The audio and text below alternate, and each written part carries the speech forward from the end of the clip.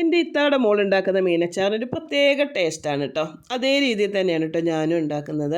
അപ്പോൾ അതിനായിട്ട് ആദ്യം മത്തി ഒന്ന് കഴുകി വൃത്തിയാക്കി മഞ്ഞൾപ്പൊടി മുളക് പൊടി ഉപ്പ് ചേർത്ത് ഒന്ന് പുരട്ടി വെച്ചു. നമ്മൾ ചീനച്ചട്ടി അടുപ്പത്ത് വെച്ച് വെളിച്ചെണ്ണ ഒഴിച്ച് തിളച്ചപ്പോൾ അതിലേക്ക് ചുമന്നുള്ളിയും ഇഞ്ചിയും കൂടെ മൂപ്പിച്ച് കോരുന്നുണ്ട് കേട്ടോ. അപ്പോൾ ചെറിയ ഉള്ളി എടുക്കുമ്പോൾ കുറച്ച് ഏറെ എടുക്കണേ.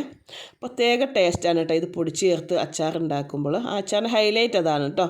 അപ്പോൾ നമ്മൾ വറുത്തതിന് ശേഷം ആ എണ്ണയിലേക്ക് തന്നെ മീനൊന്ന് ഫ്രൈ ചെയ്ത് മാറ്റുന്നുണ്ട് കേട്ടോ. അപ്പോൾ എൻ്റെ മോള് ബാംഗ്ലൂരാണ് ജോലി ചെയ്യുന്നത്. അവൾ വന്നു പോകുന്ന സമയത്ത് നമ്മൾ അച്ചാറ് മോര് കറി ഒക്കെ ഉണ്ടാക്കി കൊടുക്കും കേട്ടോ. അപ്പോൾ നോക്കുമ്പോൾ മാങ്ങാച്ചാറ് അതേപോലെ നാരങ്ങ അച്ചാറ് മീനച്ചാറ് മോര് കറി ഒക്കെ ഉണ്ടാക്കി വെച്ച് കുറേ പലഹാരങ്ങളും വാങ്ങിച്ചു കൊടുത്തയക്കും കേട്ടോ. അപ്പോൾ PGയിലെ ഫുഡല്ലേ, ഒരു കറിയൊക്കെ ഉണ്ടാവുള്ളൂ. നമ്മളിങ്ങനെ കൊടുത്തയച്ചാൽ അവർക്ക് വളരെ ഒരു ആശ്വാസമാവും കേട്ടോ.